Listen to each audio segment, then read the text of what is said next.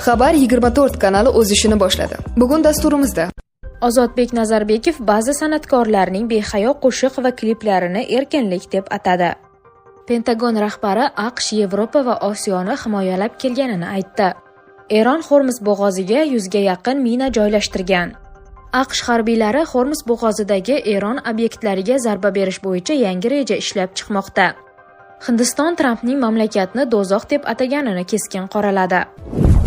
Sog'lig'ingizni bugunoq nazoratga oling. Qon bosimingizni uyingizdan chiqmasdan aniq va oson o'lchang. Avtomatik davleni o'lchaydigan bilakka taqiladi. Tugmani bosasiz, natijasi tayyor. Siz tonometr yordamida yurak urishini ham o'lchashingiz mumkin. Tonometr rus tilida ham ovozli aytib beradi. Bu keksalar va ko'zida muammosi borlar uchun juda qulay. Tonometr ixcham, oson ishlatiladi, aniq natija beradi. Uy sharoitida shifokor nazorati kabi qulaylikni yaratadi. Mahsulot narxi 97 ming so'm bo'lib, to'lovni mahsulotni qo'lga olgandan so'ng qilasiz. O'zbekiston bo'ylab yetkazib berish xizmati mavjud. Pentagon rahbari AQSh, Yevropa va Osiyoni himoyalab kelganini aytdi. Yevropa va Osiyo o'nlab yillar davomida bizning himoyamizdan foydalanib keldi. AQSh va erkin dunyoga layoqatli hamda sodiq ittifoqchilar kerak. Birovning hisobidan yashash vaqti tugadi, dedi Pit Hegseth. Eron Birlashgan Millatlar Tashkilotidan Isroilni harbiy jinoyatlari uchun jazolashni talab qildi. Eronning Birlashgan Millatlar Tashkilotidagi elchisi va doimiy vakili bosh kotib hamda Xavfsizlik kengashi raisi nomiga yo'llagan maktubida Isroil Tashqi ishlar vazirligi rahbarining asossiz da'volarini rad etib, shunday deb bayonot berdi. Ushbu rejim o'zining barcha tajovuzkor harakatlari va mintaqa xalqlariga, jumladan Eronga qarshi sodir etgan qo'pol harbiy jinoyatlari uchun javobgarlikka tortilishi shart.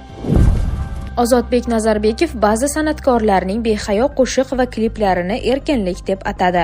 Erkinlik desangiz toqat qilishingiz kerak. Ozodbek Nazarbekov. E'tibor bering, bu so'zlarni madaniyat vaziri aytmoqda. Jorj Orwellning 1984 asarini eslaymiz. Undagi Okeaniya davlatida vazirlikning nomlari va ularning qiladigan ishlari bir-biriga zidligini kulgili va achinarli qilib keltiradi. Tinchlik vazirligi doimiy urushlar qo'zg'aydi. Haqiqat vazirligi yolg'on tarqatish bilan shug'ullanadi va hokazo. Eron hukumati Oq uyning rejalari chippakka chiqqanini ma'lum qildi. Eron hukumati ichida kelishmovchiliklar borligi haqidagi da'volar ko'proq e'tiborni chalg'itishga xizmat qiladi. Bu haqda Eron Tashqi ishlar vazirligi rasmiy vakili Ismoil Bag'ayi CNN TV efirida ma'lum qildi. Eron rahbariyatida go'yoki mavjud bo'lgan ixtiloflar haqidagi bayonotlar ko'proq diqqatni boshqa tomonga qaratish maqsadini ko'zlaydi. Urushdan keyin diplomatik faoliyat to'liq birdamlik va muvofiqlashtirilgan holda davom etmoqda, deya ta'kidlaydi u. Uning so'zlariga ko'ra, so'nggi 1-2 yil ichida, shuningdek undan avval AQShning asosiy muammolaridan biri Eron xalqini va mamlakatda qaror qabul qilish mexanizmini yetarlicha tushunmayotgani bo'lib qolmoqda. Ularning stereotiplari va hatto baholashlarga asoslangan tasavvurlari shundan iborat ediki, go'yoki iyun oyidagi cheklangan harbiy zarbalar bilan Eronni tiz cho'ktirish mumkin. Biroq bu mutlaqo noto'g'ri bo'lib chiqdi. Dastlabki muvaffaqiyatsizlikdan so'ng ular xuddi shu ssenariyni boshqa yo'llar bilan takrorlashga urinishdi, ammo bu safar ham natija bermadi, dedi Bag'ay. Shuningdek, u Eron qaror qabul qilishda hamjihatlik va tezkorlik ko'rsatib, og'ir qarama-qarshilikdan so'ng yana diplomatiya yo'liga qaytganini aytdi.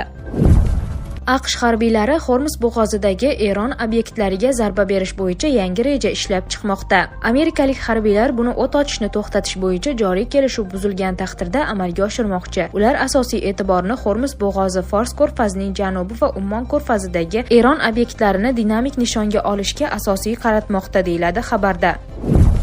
Hindiston Trampning mamlakatni do'zax deb ataganini keskin qoraladi. Mamlakat Tashqi ishlar vazirligi AQSh prezidenti Donald Trampning Hindiston haqidagi haqoratli gaplarini asossiz va noo'rin deb atadi. Tramp radio shoularidan birida tug'ilganlik bo'yicha fuqarolik berish tizimini tanqid qilar ekan, New Delhi va Xitoyni do'zax deb atagan. Rasmiy Dehli bunday izohlar ikki davlat o'rtasidagi o'zaro hurmatga asoslangan munosabatlarga mutlaqo zid ekanini bildirdi. Hindiston muxolifati ushbu gaplarni anti-hindistoncha deb atab, bosh vazir Modidan Trampga keskin norozilik bildirishni talab qilmoqda. AQSh elchixonasi esa Trampning Modi bilan qalin do'st ekanini aytib, vaziyatni yumshatishga urindi. Ushbu mojaro Qo'shma Shtatlarda 5,5 million hindistonlik istiqomat qilayotgan va ikki davlat yangi savdo kelishuvlari ustida ishlayotgan muhim pallada yuz berdi.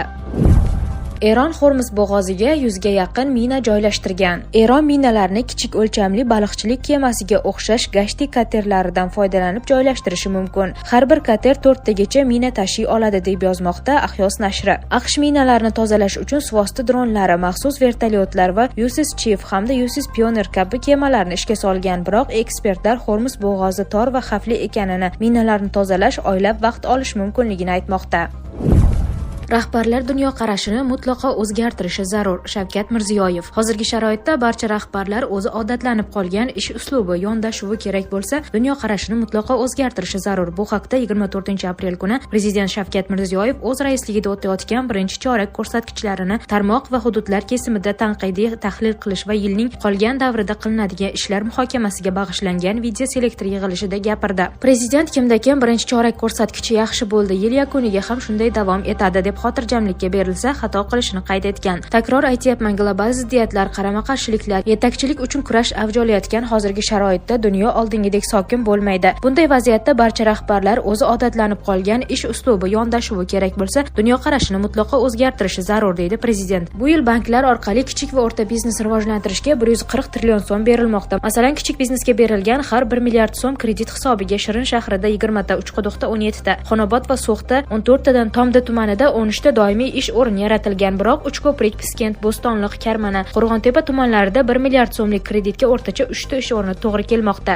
Agar hamma tuman banklari kreditlarni eng samarali loyihalarga yo'naltirganida qo'shimcha 36 ming yangi ish o'rni yaratilgan bo'lardi. Norasmiy ishlayotgan yana 60 ming odamning daromadi soyadan chiqardi. Shuning uchun loyiha tanlashda kredit resurslarini ishlatishda sun'iy intellekt kerak. Lekin viloyat tuman bankirlarini sun'iy intellektga o'qitib, kredit resursini tumanga eng katta samara beradigan loyihalarga yo'naltirishni o'rgatish ishlari susligini tanqid qildi. Soha mas'ullariga tuman bankirlarini sun'iy intellektga o'qitishni boshlash, banklarda sun'iy intellekt maslahatchisi platformasini ishga tushirish topshirilgan. Bu platforma tadbirkorlarga kredit olish uchun loyihaning parametri, risklari, bozordagi talabni sun'iy intellekt yordamida tahlil qilib, tayyor yechimlarni berish kerakligi ko'rsatib o'tilgan. Eron davlat televideniyasi urush qayta boshlangan taqdirda nishonga olinadigan energetika obyektlari ro'yxatini e'lon qildi. Qatardagi Rasgaz va Raslafl LNG obyektlari, Birlashgan Arab Amirliklaridagi Daz, Zirkuh orollari, Saudiya Arabistonidagi Abqayiq, Safaniya va Xurays obyektlari, Quvaytdagi Burgan neft koni,